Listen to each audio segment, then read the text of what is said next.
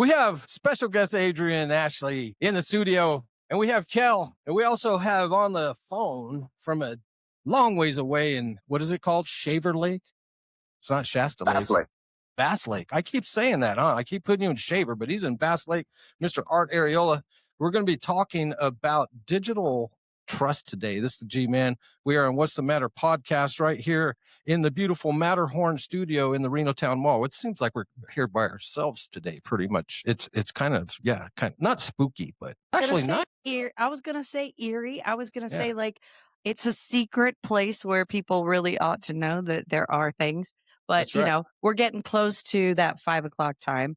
Both of the cafes are already closed because it's after their 2:30 shut off time. So there's no food, there's no drink, there's a book sale. There's a book sale at the library, which that part should excite everyone. And then my very favorite shoe store, literally, I'm looking at the shoes. That's right, a proper fit. A proper fit. Yes. I have gotten like 4 of my best fitting, most comfortable shoes, including when I first got here in 2012. For Christmas that year, my mom bought me a pair of snow boots. I still have them. I've worn them all over the world. I think they have more frequent flyer miles than most anyone else. That's so cool. That's good. They last forever. Yeah. Hey, just so everybody knows, these two ladies know each other. Well, we've known each other since 2012. We are going to talk to stuff that we actually came down here to talk about today. I promise. Instead of my feet. So I'm going to actually have to be the organizer here and be the mean guy and get things going. So, this is again G-Man. We have Kel, of course, beautiful Kel and beautiful Adryenn, and we have ugly Art. No, I'm just kidding. No, he's not very ugly. He's a good yeah. looking. He's Very suave and debonair. He could have played a cowboy. Okay, Kel, I can't even with you right now. I'm so many of these things like, okay, keep in mind, I am trying to be on my best behavior. No. I am trying. So he's literally hovering over the bleep button right there. He's literally. We've known each other since we were 10 years old. And, he could have played one of the cowboys in Blazing Saddles, for sure. So let's get on track. What do you guys think? So let's, first of all, I have on my notes here, let's recap real quick, Kel. Last week, real quick, Kel. What we talked about last week was... Quick, Kel. You said quick and Kel quick. in the same Yeah, sentence. quick, Kel. I'm confused. No, quickly. I know, but you said quick and Kel in the same sentence. I'm confused. It's okay. Okay. It's okay. It'll happen from time to time, especially when I'm moderating. Okay. So masculinity. Last week, we talked about, the only thing I'm going to chime in about is actually, I think, a good conversation. Masculinity, I guess my little feedback is, kind of been raised in the old school, for whatever that's worth. I think that still there's a balance where we have to be able to have masculinity in both appropriately in men and women. And, because appropriately done, it leads to leadership, responsibility, no matter what your age is. Okay. And so why don't you just real quickly kind of give your little donation and recap of how masculinity with women? I think the whole thing that we're going through, right now, just as humanity, is the integration of both our divine feminine and divine masculine, which is in America, where we are kind of reintegrating back sort of to the way things used to be, because women became so masculinized because of single motherhood and having to work and divorce. And, we ended up kind of having to play both roles. 24/7. Can bring on the bacon. And, it's interesting because there's a lot of media now around relationships and roles and things like that, where the messaging is trying to bring forth a more traditional, it's kind of role, kind thing. of going back to the, it's kind of a reset, back to the original. Mm-hmm. And I find it very uncomfortable, as a heavily masculinized 80s woman. As another heavily masculinized 80s woman who is That's right. You said you were a tomboy. I was a tomboy, Well, and then I was a punk and an only child, and we had to be both. Yeah, we had to be both. So I would feel much more comfortable in combat boots with a leather spike necklace around my neck and, rings. Showing our power and domination. Yes, exactly. Although I did fail domination school, but that's a whole nother thing. But I want to talk about this masculinity piece. Hold on, Adryenn. There's a format there. I got now because we started so late. I actually only have a couple more minutes. No, but I have to talk about this masculinity thing because it's really important. Okay. 30 seconds. It'll be good. Okay, the masculinity thing. The thing about the 80s that I think we need to bring back. And this is where, people like us who would normally be afraid of this. I just want to bring this to your attention. In the 80s, we had Prince, who looked like a woman. We had androgyny. We had David Bowie. Annie. We had Annie Lennox. We don't care. That did not make them not boys or not girls. No. And that is the piece that I think we need to bring back from the 80s, which was that acceptance of whatever your creative expression of yourself is, that does not include reassigning genetics. Right. Or it doesn't have anything to do with sexuality at all. But the big thing is, the reason we need to get masculine and feminine figured out is because we need more babies. Bye. All right. So, boy, you can tell these girls, I tell you what, I can already tell we need a 2-hour podcast here, Art. Yeah, it's 2. I want to get you chiming in though. So real quick, just again, you weren't on the show, but what's a quick insight as a life coach on how trust, especially self-trust, connects personal growth along with societal roles that I think Adryenn was alluding to? Oh, this is a big one. I'll just take a quick stab at it. I think that masculine and feminine are amazing qualities until they get misused or diluted, or they get pitted against each other, which they were never meant to compete against each other because there's not a preference. And I think it's great to know the difference, but also know what happens to them when toxicity gets them. Great point. I love it. That was great. And I appreciate the fact that was succinct, Art. You are the man. We're going to take a quick break here just to basically set the bet. We're going to come in and out sometimes of the FM station after we edit it sometimes, especially with Miss Ashley in the studio. We're going to actually be able to, I guess, occasionally say some profanities as needed. So, me and my F-bombs. We're going to take a quick break, and the theme today is trust in the digital age. This is G-Man with Kel, Adryenn Ashley, and Art Arreola. We will be right back.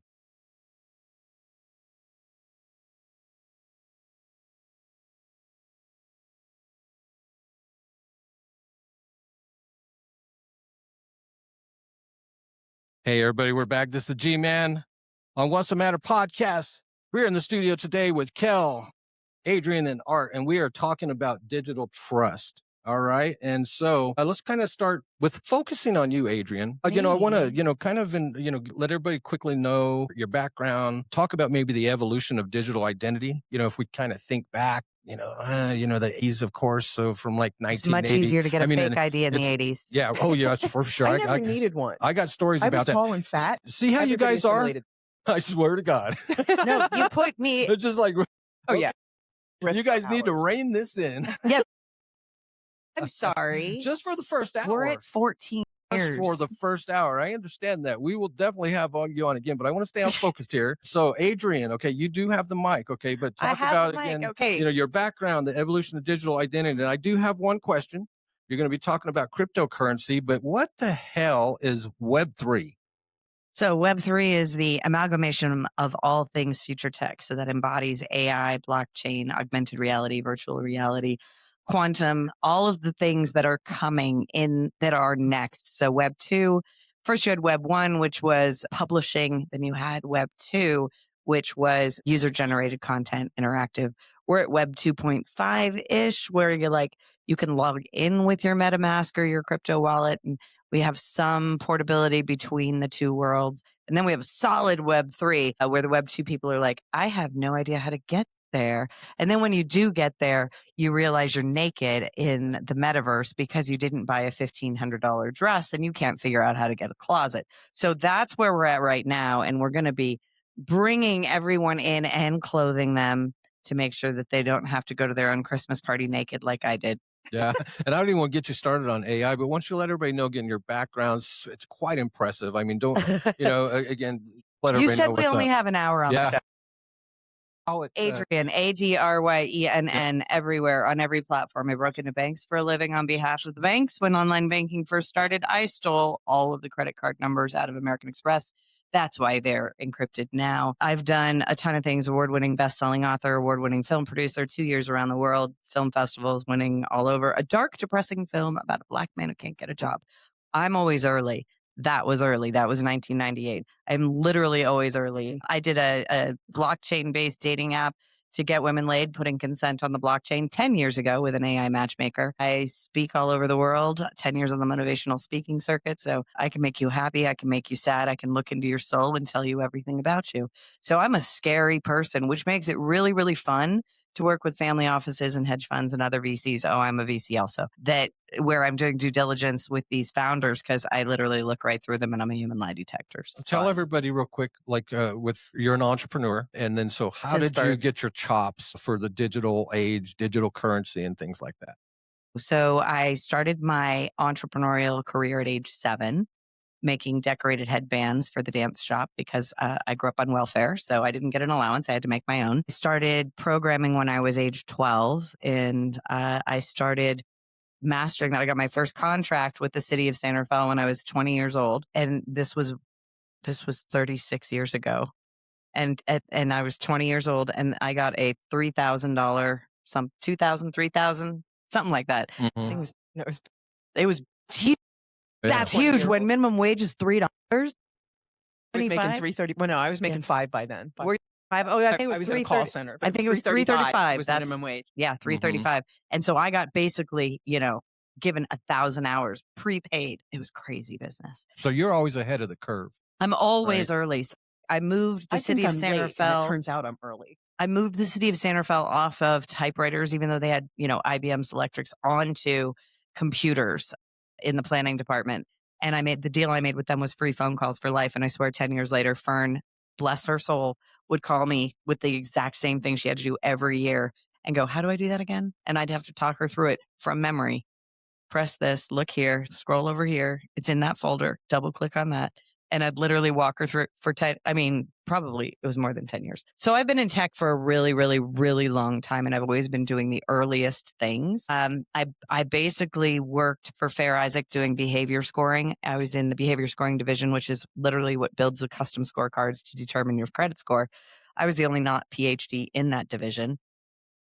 Then, like I said, I worked and broke into banks for a living, which was super fun. I worked for Click Rewards, if you remember that. That was Net-Centivs. Net-Centivs in the professional services division, we did all the custom projects. So that was the American Express Blue. We did a whole bunch of things for, AT&T and all these other. I've done everything you can possibly imagine. I've had like 85 million lives and I look 30. So it's pretty fun. But anyway, this digital identity, the big thing, the dating app I made, and that was back in 2015 with the AI matchmaker. One of the big things was 30% of the guys that asked me out are married. And I would say that's about right. 50% are scammers. 30% are probably. How many are narcissists? Well, aren't the guys easily 10 plus? Aren't the 30% that ask you out that are married, aren't they technically scammers? No. Well, they're scamming on marriage. Yeah, no, I don't. That's a completely different. They're in a completely different bucket. They're cheaters, right? Yeah. So the scammers are the ones who are the Nigerian prince who wants to take you to the stars. Oh, it's worse as long as you send him money. It's worse than that because at least that one we can see coming. No, this one is the sweet divorced dad who's, he's smart and he's kind and, and and then at some point he runs out of money to take you on dates. And so then you start paying for the dates. And then he's got a thing he's got to do with the kids and that romance. Well, and scam. then once Facebook came in, these are the guys slipping into your DM saying, hey, what's up? So everybody slides into my DMs. I'm like, oh, technically I did, but I let you know from the beginning. Oh, no, you didn't slide it into my DMs for business is fine. Mm-hmm. Sliding into my DMs going, damn, you're beautiful. I'm like, no shit, Sherlock. Mm-hmm. If you want to say something complimentary like that, you say that in public. That's true. You don't slide into my DMs and compliment me. You say that publicly and let everybody know that I am absolutely drop dead gorgeous and have a smile that radiates 1,000 watts. But everybody can see that. Why not start with something original? Yeah, that's true. Forget get over the looks crap. Come on now. Right. Really? Yeah. Is that all we have? That's not very deep. And the best. I know I'm gorgeous. I know. I don't need you to tell me that over digital waves. Hey, Art, are you taking notes, bro? He's laughing his ass off over there. I can hear him. Wasn't. I'm still a high value woman with a hell of a lot to offer. Well, see, my looks are irrelevant. Well, let me ask you then, Kelly. So in today's world, right, trust mean, what is it? What is it? What does trust mean in today's online environment? You guys, cause think like you got deep fakes, data leaks. Catfishing. Yeah. Data leaks, you know what I mean? And all that stuff. So I've three what is it? companies with a guy I've never met in person. My house and never met my. So how do you guys discern that then? Right. Take me through that. Kel, go. We have good gut. We're psychic. We're psychic. Okay, I Google really well. If you guys want to learn, Operatives. Basically. Learn how to be an operative. You get subversive. You have to. You have to dig. My thing is, I have a process, right? So if I'm going to blow up a crypto project, say, I have the top 3 places I go in order, and I can usually bust it within 30 seconds. And if I don't in those first few, well, then I go look in 2 other places. Then they're usually busted. You are good at that. I remember, my God. we were talking about trademarks. Oh, yeah. Type, and you just like, bam, you said you should get this right now. You know the sites, you know where to go. And I know the legal underpinnings of can I or can't I. I'm not a lawyer. I'm not your lawyer. I just play a lawyer on TV sometimes. But I play with a lot of lawyers. I was in clubhouse rooms all of COVID with all lawyers, and I was the only not lawyer. And I was frequently the co-host up on stage. Why? Because I'm a super pimp. I say it, the consumers understand it, and then I point them to the lawyer they need to do it. That's it. And I think both of us have that, that skill where we're not necessarily the guy. We're not the expert. We're not the executioner. No, we're not the SME, but we know enough about everything that we can speak to anything. Anything. And we know. We just know whether it's something we're into or not, and we can promote it if we are. But I got to tell you, the guys who tell me that they're well endowed, I feel like I could do a public service by bringing a measuring tape online. And because I don't think, part of me thinks like I'm taking my life into my hands if I point and laugh. So I don't want to do that. I want to, gently ease out of whatever situation. I don't know why guys do that. I always had a philosophy of under promise, over deliver. Always. That's what I'm talking about. Why in God's name would you send a dick pic? Yeah. Oh my God. They manipulate them. We don't want to. I don't even want to see it when I'm playing with it. They are disgusting looking things. Pretty gross. Okay, I will tell you, I do have a private repository of 5 or 6 that are, I swear, the best looking photos I've ever seen in my entire life. And 99% of the time, I'm like, and then a couple times I'm like, oh, I might have to have. but not because it's pretty. No, this was pretty. This was like, that literally, it looks like a master had sculpted it. Adryenn, do this. So sorry, I've been single for a long time. I've been celibate for 2 years. 10 years. Prior, I was single for 9 years, celibate for 7. I just had a little break in the middle. Kel has not been celibate for 10 years. She's talking about her personal all-time best. Well, yeah, I was based on episode 4. Well, yeah, I broke it for a second. It on track. Count. Okay, and I will actually agree with that. I will literally agree with that.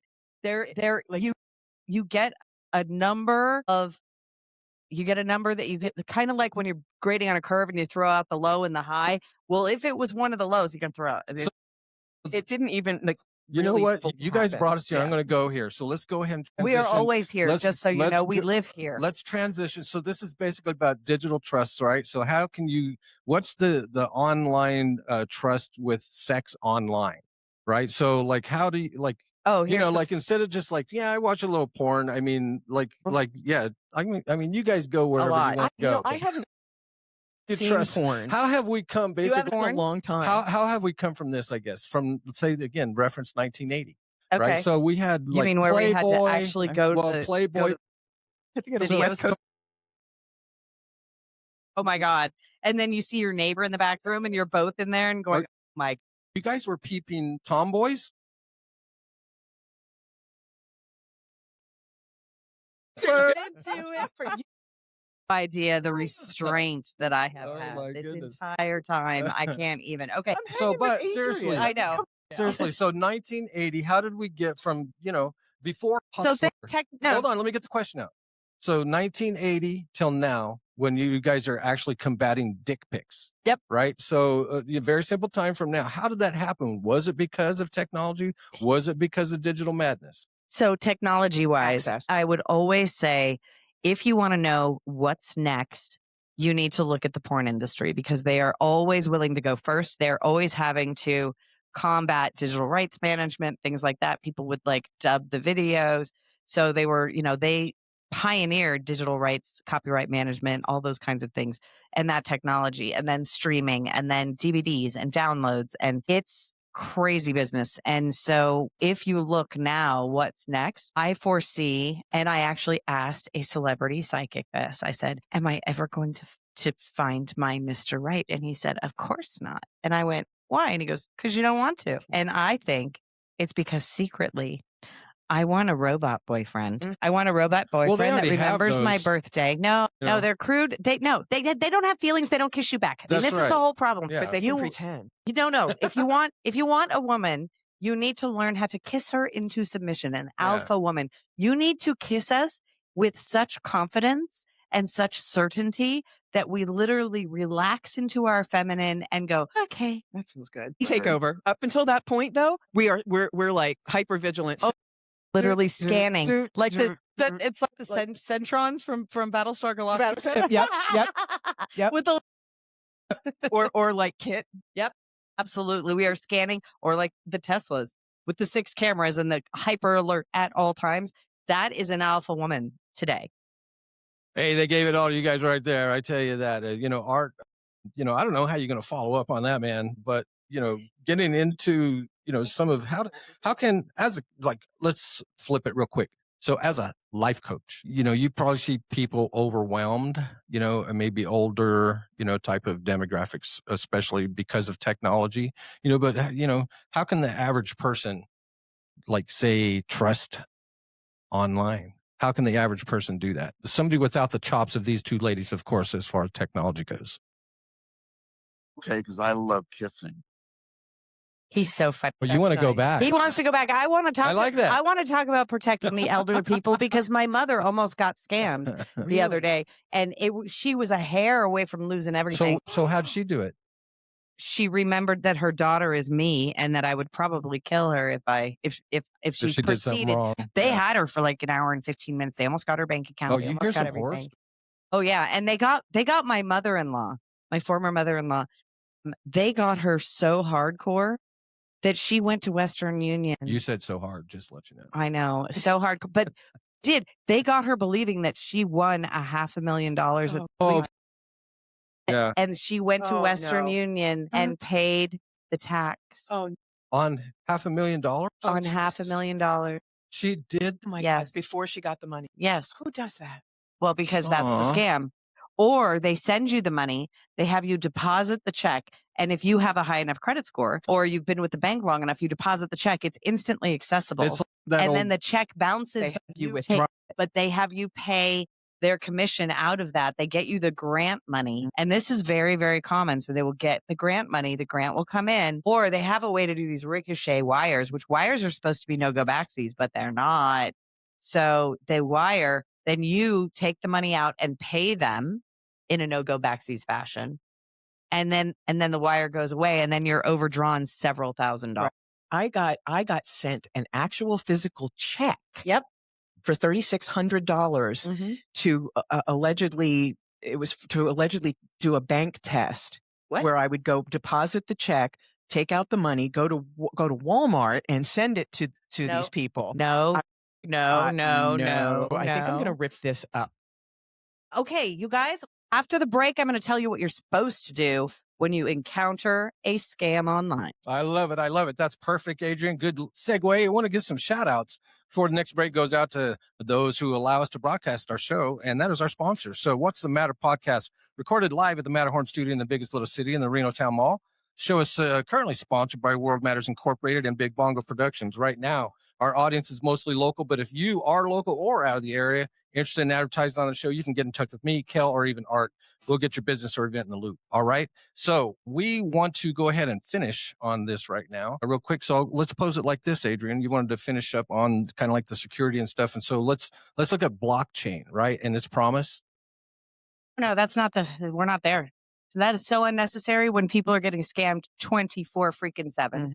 Do not click on a link. Do not For scan sure. QR codes you do not understand. Do not give people PIN codes that are randomly sent to you. Every single day, I can show you text messages where they go, somebody just accessed your Coinbase account from Belgium. If this was not you, please call us. That is not their phone number. That is a scammer's phone number. And then they're going to have you give them all this information. So I kind of wanted to talk about that's all good advice. I wanted to talk about though in the news, like, so this is about the most extreme thing I've ever seen. This is like something out of a movie where somebody came, foreign country, they got kidnapped, taken, tortured, and beaten, stuff like that to get their password because they wanted to, of course, take over their cryptocurrency because once it's gone, it's gone. Type thing. So they don't have the clawback ability and stuff like that. So with that, of course, situation, the way that it is, again, offering the advice of how to say people that are dealing with cryptocurrency, Bitcoin or whoever, what's the best way, your expert advice, and how to make sure that doesn't happen? In addition to the general thing, if it sounds too good to be true, it probably isn't. But how do people just say avoid any kind of cryptocurrency scam as far as the digital stuff? It's due diligence. I teach that in my legacy program, but I have a crypto wallet security worksheet, which will go over all of the ways that I was SIM swapped. I mean, like all the things. Oh yeah, they didn't get anything. Did you ever find that account password 4 years ago? We could find Luke, the guy who had the art thing that was over in the transportation center when they moved the bus. It was his art program that I gave the computer to, and I have not seen him since. Anyway. I'll never forget that. I know. You were there. You were there. You were there. I'm like, oh my God. I can't believe I did that. Anyway, so IC3, you can report internet scams to the FBI, and you definitely want to do that. I have a crypto wallet security worksheet. I will tell you the number one thing is do not rely on your memory. Do not rely on cloud storage. If you want to take pictures because you absolutely have to, you need to make sure that you have an encrypted photo app that does not then put it in your photos so that it stays in that encrypted app, but then you can also cloud back up that app. Those kinds of things. Don't use your regular phone number. Make sure that you have a special phone number that is only for that two-factor authentication and one that's not going to expire. That happened to me the other day. And then the other thing is your email. If you have an email that everybody has an email and it's a public email and that's your email and that's your Facebook email and your Twitter email and all your emails, that is not your crypto wallet, crypto exchange email. That is not it at all. So you want to get a Proton Mail account. I pay for the upgrade so that I can have a private domain, not your grandma's gmail.com, literally not associated with me. You would never know this was associated with me. And that's the email for the login. Because when they SIM swapped me twice, by the way, 2 phones, they got 2 phones. I watched them as they got into my Google account. And I'm like, oh, I'm watching them so quickly. It had to be programmatically done. Reset all of the passwords on the exchange using that email address. But I'm laughing because I'm like, literally, the first one they got in, I'm like, that's my porn spam inbox. I put stuff in there that you can't unsee just for them. Like it's a honeypot that is not good. And then they got into my business one. That's a little bit more right. And I managed to get everything back, and change all the passwords. Triple factored now, which is a pain in the butt for me. It is. I can't stand 2-factor. My phone died last week and I couldn't log into websites because I couldn't get text messages. You had a nightmare. It was scary. Digital. Is that a Mac? No. See, that's why. If you had a Mac and you had an iPhone, then your iPhone, if it was off, the messages would go to your Mac in iMessage. You would be able to get all of those. Even messages. like an iPad, huh? Yeah. Technically, I could have done that. I have an app set up like that. But this is why you have to have a cloud VoIP app for those 2 FAs, because then, right? I mean, here's the other thing. And then when I die, everybody's going to have a fun time going on a scavenger hunt with Mad Libs because they're going to have to figure out the answers to the things. Then the answers to things will lead them to the other things. And it's like Clue. And I think I'm going to make everybody go into a big house like Falkirk Mansion, where I'm from in San Rafael. I think I'm going to set everything there. But literally, I have clues in there like the Velvet Turtle. Like only people who grew up with me, they're going to know Sambo's, Alpha Beta, Velvet Turtle. Like they'll know where those things are. Nobody else will. It's like start there, scavenger hunt. Okay, now you get here. What does that say? Okay, that goes there. Boop, boop, boop, boop, boop, because you're going to have to figure How out. do people that say are intimidated with technology, what's the fastest route for them besides getting over it? Crypto.com or Coinbase. I would Okay. say Coinbase is probably pulling ahead a little. Crypto.com opened their NFT thing and then they cut me. They disintermediated my accounts and I'm not exactly sure why.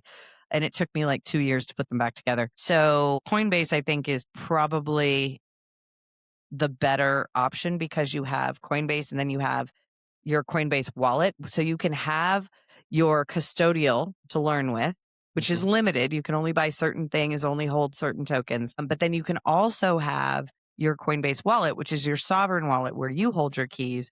You can buy anything you want. Nobody's going to tell you no.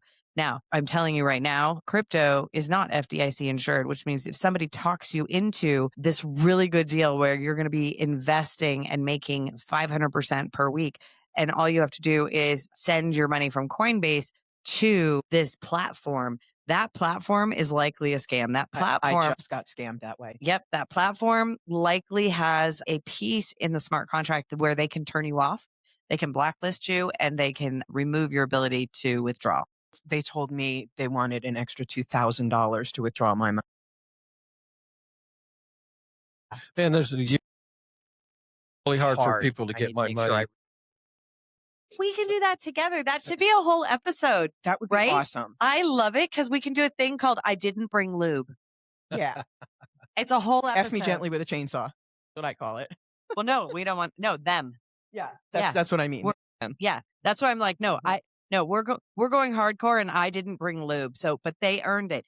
Yes. FAF. Yeah. And I am not the one to F. Me neither. No, especially when it comes to my money. Yeah, and I got all the friends in all the right places. I hear you, lady. Sweet. Hey, Art, quick question for you. You still there? You're still there. Awesome. Hey, so you just recently retired this last year.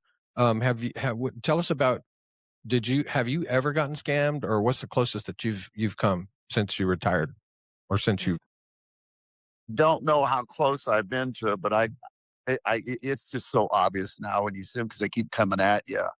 Anything that doesn't feel right or that you don't recognize, or especially if they're already creating some sense of urgency that you got to do something right away, and then you got to give them information. That's a red flag I will always get a hold of whoever I am working with, the banker, business accountant, whoever I'm dealing with, and find out directly from them. Well, of course, they excuse me, ladies, correct me if I'm wrong, but it would seem to make sense that if I was doing something like that from a criminal enterprise standpoint, the target group would be older people because, all of course, their age aspects that can They're not as tech savvy. Yeah. It's like a perfect storm. It's not just that.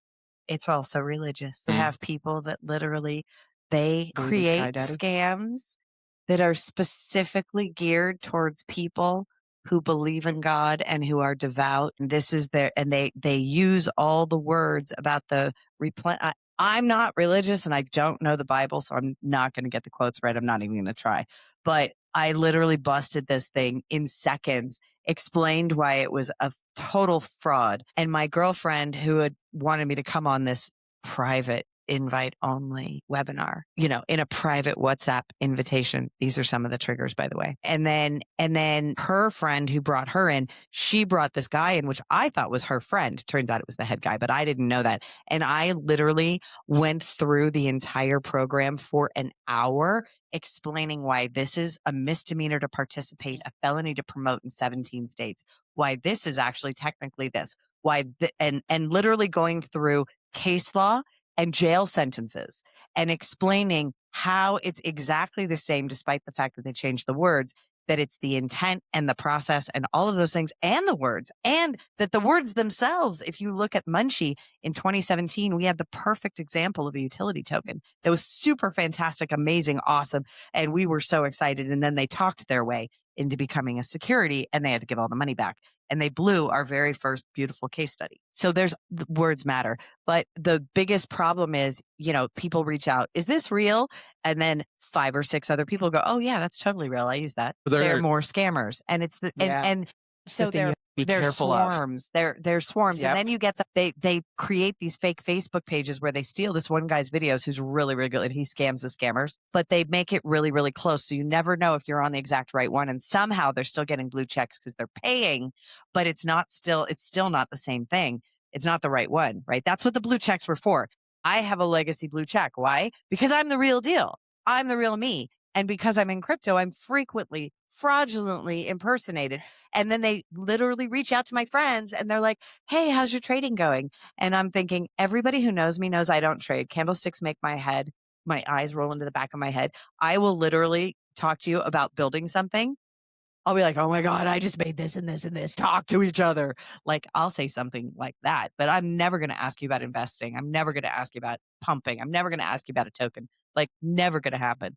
And that's very publicly my stance. So whenever you see something like that, it's a scam. Then they send a screenshot. Hey, Art, in a personal sense, let's talk about personal development, I should say. What role do personal boundaries with impulses, like if a person's very impulsive, what would you say that plays with digital trust and people maybe getting in trouble? What could they do to work on that? That question's for me. Yeah.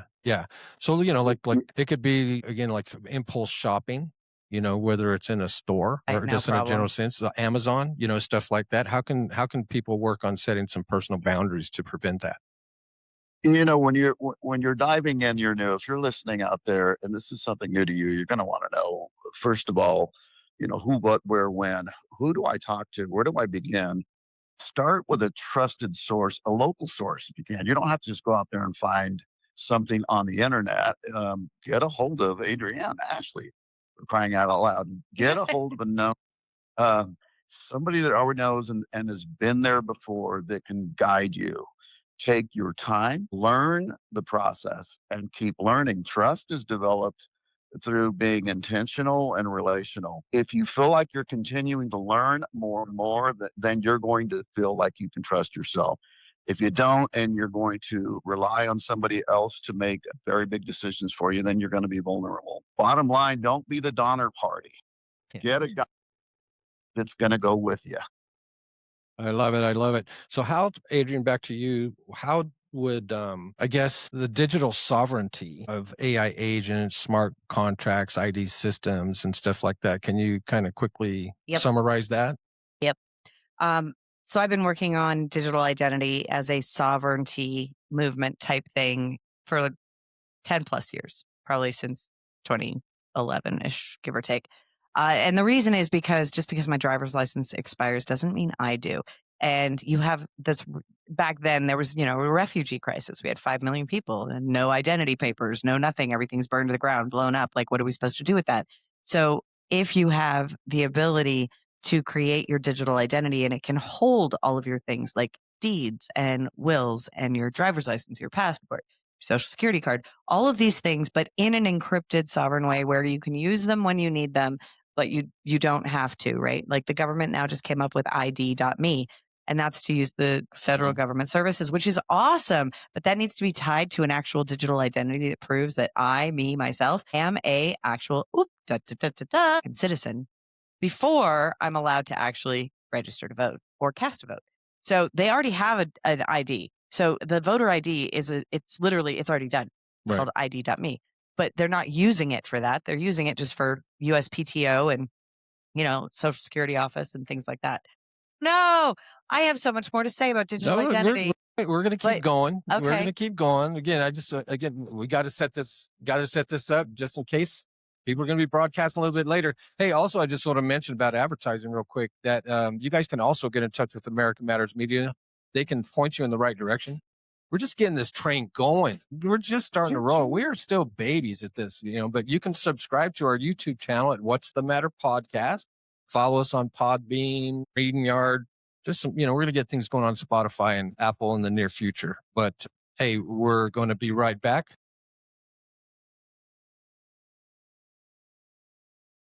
Right on. All right. So this last part now, Adryenn, before we broke that last time, you had something that you had in your mind that you wanted to continue your thought on. Go ahead. And of course, I forgot what it was. We're talking about the sovereignty. I know, because it's a squirrel. And then somebody brought me a basket of disco balls. Oh, that's okay. I'm literally juggling them right now in my brain because I have had not enough coffee today.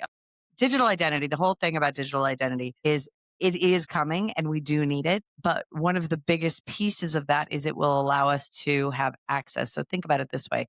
Once we have a digital identity and sovereign digital identity, not controlled by the government where they can take it away and say, by the way, we don't think you should be able to participate in commerce, right? Just like when you didn't have the little shoddy shot and they're like, you can't go to the grocery store, you can't go to the restaurant, you can't go to just have to stay home. Let other people who get the shoddy shot go out and do those things for you.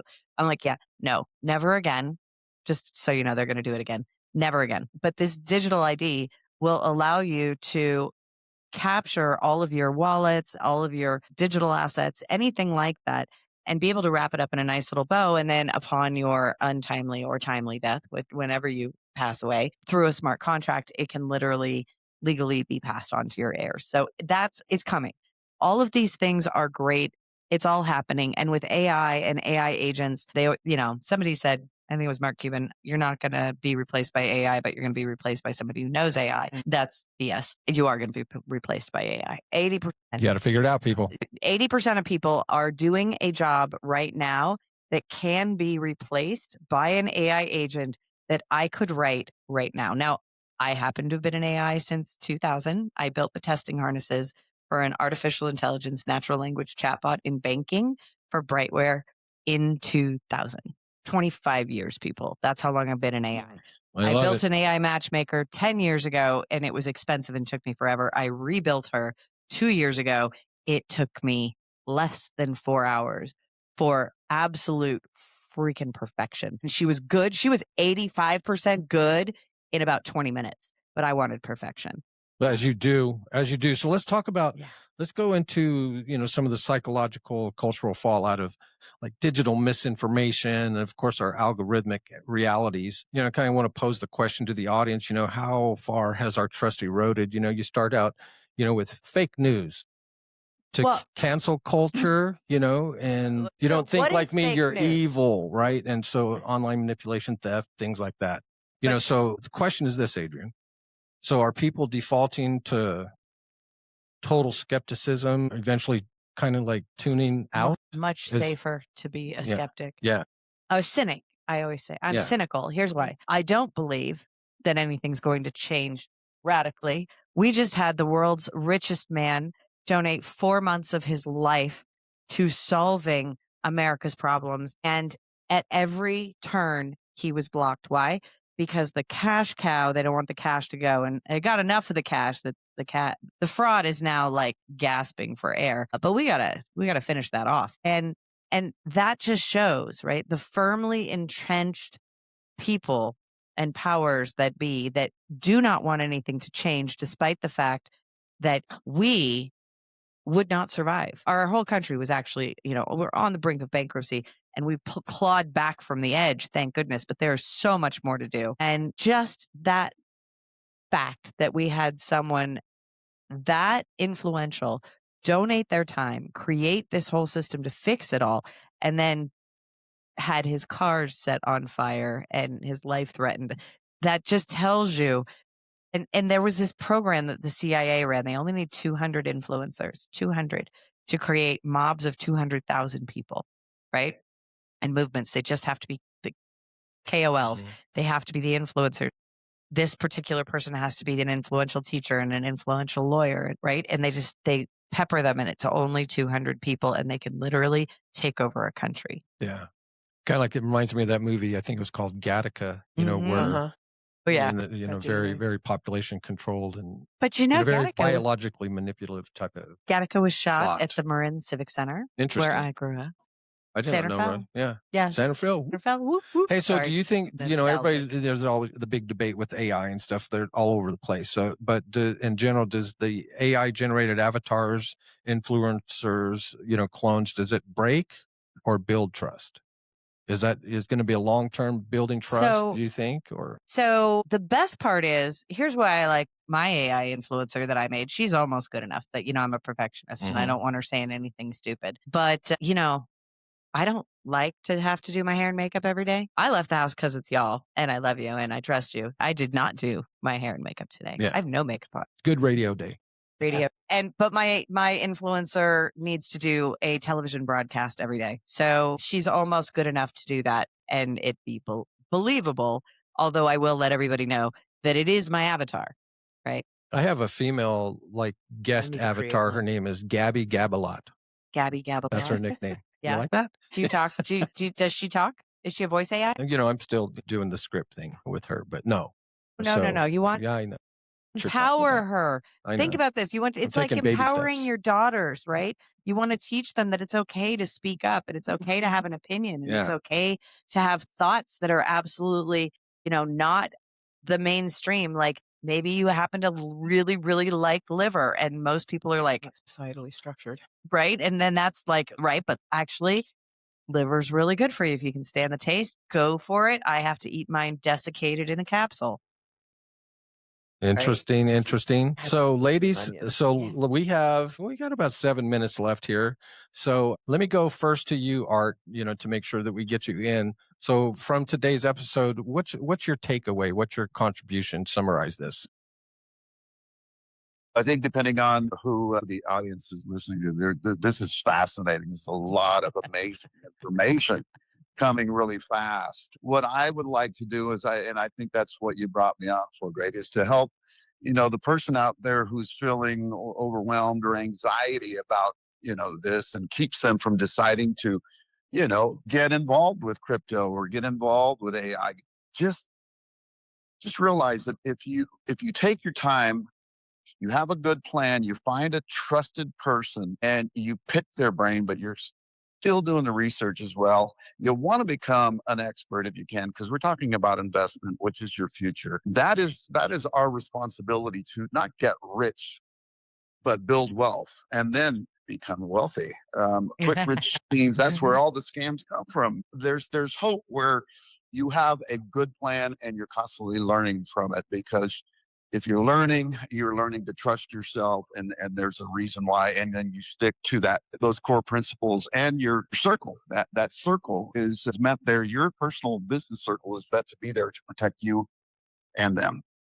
I think that's really good stuff. Kel, a comment maybe following up on that is, I think, again, with what Adryenn was saying also, is acknowledging that the duality of digital innovation has risks versus rewards, right? And so comment on, say, how important it is moving forward for people that may not be really good at technology and they may be open to being taken advantage of, where you just hey, you're going to have to embrace the digital part. You might as well get over that and get on with it. But at the same time, always be aware of the risk. Absolutely. The thing is, technology is not going away. We are responsible for learning how to navigate through it. Now, we don't have to know the back end technical side of it, how it all works, whatever. But as far as the stuff that you interact with day to day, it's not going to get any easier. You have to learn this stuff. You have to know this stuff. You can't just say, I'm bad at tech. I don't know tech. I'm technically illiterate. People aren't going to be able to get away with that anymore. And the new generations coming up are born on it. That pretty much ends with Gen X primarily, because we were born with it, but not on it. The millennials were born on it. So there are some. It was born in elementary school. Yeah, with Gen X. For Gen X. For Gen X. But most of us didn't. I mean, you and I are early. Most of us didn't get exposed. Yeah, I had a cell phone in 92. I got my first computer in 87. Yep. And so, but that was way ahead. My kids, when they were, probably between, say, 3 and 7, that's probably right around the Sega Genesis area where Atari started, the video games and stuff like that. Oh, no, we had to actually go to the video game place. Space Invaders. Yep. Cool. Oh, yeah. Man. So I want to go to this AI piece before we wrap up. Yes. I'm not a trader. One of the number one things that I think is the most important thing for anyone ever getting into crypto is to know who you are as an investor. So I say your test begins with, you take $20. I like crypto.com's interface on your mobile phone because it lets you see all of the ups and down charts all in one kind of go. So you take that $20 and you disperse it out over 10 or so different tokens, things that you've heard of. Like, give it your best shot as you would like just, it's gambling. Okay. But it's $20. Now, invariably over the next week, every single thing is going to be red. It's that volatile that I can guarantee you, no matter what, one day that week, the entire thing is going to be bloody red. You may or may not have lost money, but it's really interesting to see how you react. If you put $20 in, you went up to $100 and now everything's bloody red and you're down to 98. Do you still feel poor? Because it's interesting that a lot of my guys do, a lot of my big guys do, even though they actually got in at like, 10 cents or whatever. And now it's at like 700 whatever dollars. No, an altcoin. Oh, okay. And so they're really, I mean, they've made a lot, but you have to know how you feel, right? Do you sleep at night? Do you worry about it? Like all of those things psychologically, and Art backed me up on this, that is actually the driver. And that's where people are going to manipulate you. So what I've done is I've figured out what are the core things that I like? What are my investment rules? What am I interested in investing in? Like if you told me that transforming pig poop into fertilizer was $1 billion business, would I invest in that?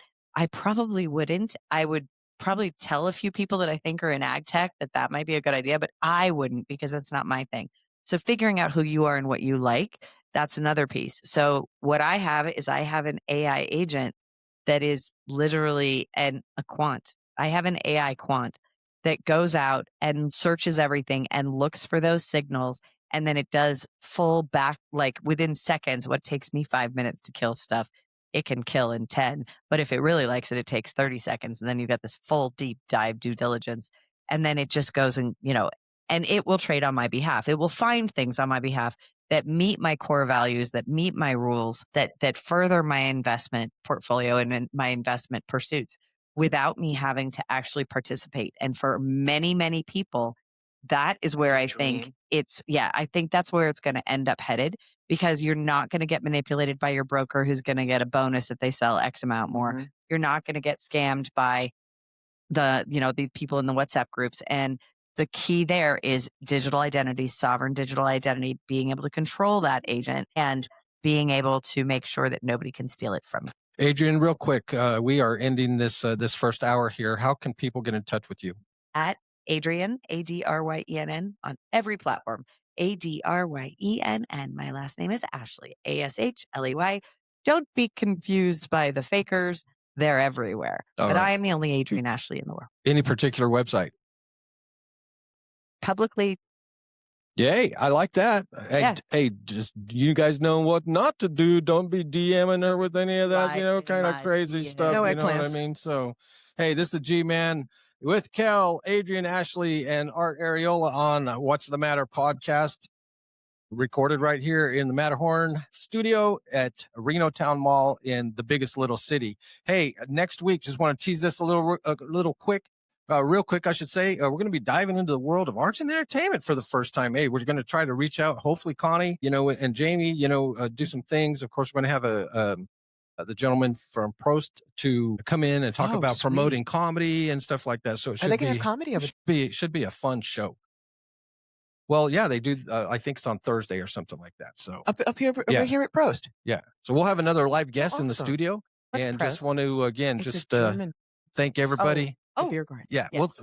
We're going to actually do a bonus segment here afterwards, but I want to let everybody know that we're going to be seeing you next time. This is the G-Man for Kel and the What's the Matter podcast.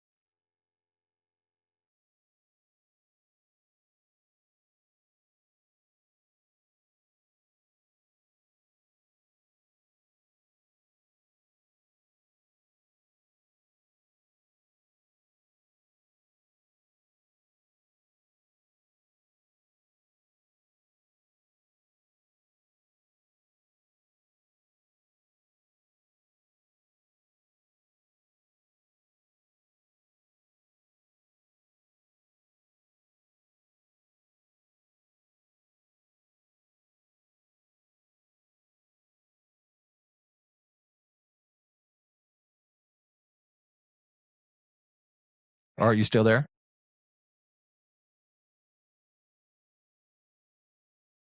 have a clean